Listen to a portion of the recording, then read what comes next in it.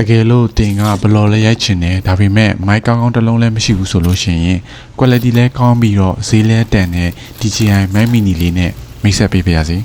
ဈေးကတော့ကျွန်တော်ဝယ်တော့က bat 9600ပဲရှိပါတယ်ဒါပေမဲ့ဒီကောင်းရဲ့အတန် quality ကဘယ်လောက်ကောင်းလဲဆိုတော့ကျွန်တော်အခုပြောနေတာကဒီ mic ကိုအသုံးပြုပြီးတော့ပြောနေရပဲဖြစ်ပါတယ်ဒီကောင်းရဲ့ battery life ကလည်းတော်တော်လေးကောင်းတယ်ဗျသူက10နာရီလောက်ဖွင့်ပြီးတော့သုံးလို့ရတယ်အခုဆိုရင်ကျွန်တော်ဝယ်ပြီးတော့အားတစ်ခေါက်ပဲသွင်းရတယ်သူကဒီအားသွင်းတဲ့ဘူးအပြင်မှာအိတ်လေးလည်းပါတယ်ပေါ့နော်အဲ့အိတ်လေးကတော်တော်လေးအညစ်ပတ်ခံပြီးတော့အလွယ်တကူလေးတည်သွားလို့ရတယ်ခင်ဗျအခုကျွန်တော်လက်ထက်မှာကင်ထားတာကတော့ဝင်းရှိအပူထည့်ပေးတာဖြစ်ပါတယ်သူကစုစုပေါင်း၄ခုတောင်ပါတယ်ဆိုတော့တော်တော်လေးရရောလို့ပြောရမှာပေါ့နော်ဒါအောက်ဒိုရဲ့ပိုင်းထွက်ရိုက်တဲ့လေးတွေပိုင်းအရင်တိုက်တယ်ဆိုလို့ရှိရင်ကျွန်တော်အတန်ကိုလုံးလုံးရဖြစ်အောင်ဒီဟာလေးတက်ပြီးတော့ပြောလို့ရတယ်ခင်ဗျဒါကတော့ DJI Mic Mini ရဲ့ဒီအားသွင်းတဲ့ charger box လေးပဲဖြစ်ပါတယ်အဲ့ဒီ charger box ထဲမှာဆိုလို့ရှိရင် receiver တစ်လုံးနဲ့ transmitter နှလုံးတောင်ပါတယ်ဆိုတော့ကိုကဘလော့ရိုက်မယ်လူနှစ်ယောက်စကားပြောမယ်ဆိုရင်တော်တော်လေးအဆင်ပြေပါတယ်ခင်ဗျာတကယ်လို့ကိုကဘလော့ရိုက်မှာဖုန်းနဲ့ရိုက်မှာမဟုတ်ဘူးကင်မရာနဲ့ရိုက်မယ်ဆိုလို့ရှိရင်လည်းဒီကောင်ကဒီကြိုးလေးနဲ့ချိတ်ပြီးတော့ရိုက်လို့ရပါတယ်ဒီအထဲမှာပါတဲ့ receiver က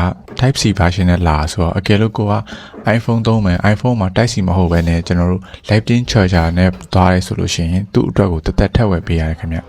အခုဒီမှာဆိုရင်ဒီကောင်ကဒါ receiver ပေါ့နော်ဒီ receiver ကိုသူကဒီ Type C adapter ကိုတက်ပြီးတော့ကျွန်တော်တို့ဖုန်းမှာသုံးလို့ရတယ်အကယ်လို့ရိုက်မဲ့ဟာက Type C ဆိုလို့ရှိရင်ဒါလေးတက်ပြီးသုံးလိုက်ရုံပဲဒါပေမဲ့ကျွန်တော်တို့ကနော် iPhone မှာ Type C မဟုတ်ဘူး Lightning charger နဲ့ရိုက်မယ်ဆိုလို့ရှိရင်ဒီ Lightning အတွက်ကိုတက်ထက်ဝယ်ပေးရတယ်ခင်ဗျဒီ Lightning adapter နဲ့ကျွန်တော်တို့ကဒီ Type C adapter နှစ်ဆင့်ဒီလိုမျိုးတက်ပြီးကို iPhone အပေါက်ထဲကိုထည့်ပြီးတော့သုံးလို့ရပါတယ်ခင်ဗျဒီကောင်မှာ noise cancellation ပါပြီးတော့ကိုကဒီအတန်အတိုး short gain ဘယ်လောက်ယူမလဲဆိုတာကိုလည်းဘေးကခလုတ်တွေကိုနှိပ်ပြီးတော့လုပ်လို့ရပါတယ်ခင်ဗျာဒီကောင်က transmitter ပေါ့နော်ဒီ transmitter ရဲ့အနောက်မှာ clip လေးလည်းပါတယ်ခင်ဗျာကိုစီမှာချိတ်ထားလို့လည်းရတယ်ဒါမှမဟုတ်တန်လိုင်းနဲ့ပြီးတော့ကတ်ပြီးတော့လည်းသုံးလို့ရပါတယ်ခင်ဗျာဒီဗီဒီယိုလေးကိုသဘောကျရဆိုရင်ဒီ account လေးကို like and follow လုပ်သွားပေးဖို့မေတ္တာရက်ခံပါတယ်ခင်ဗျာကျေးဇူးအများကြီးတင်ပါတယ်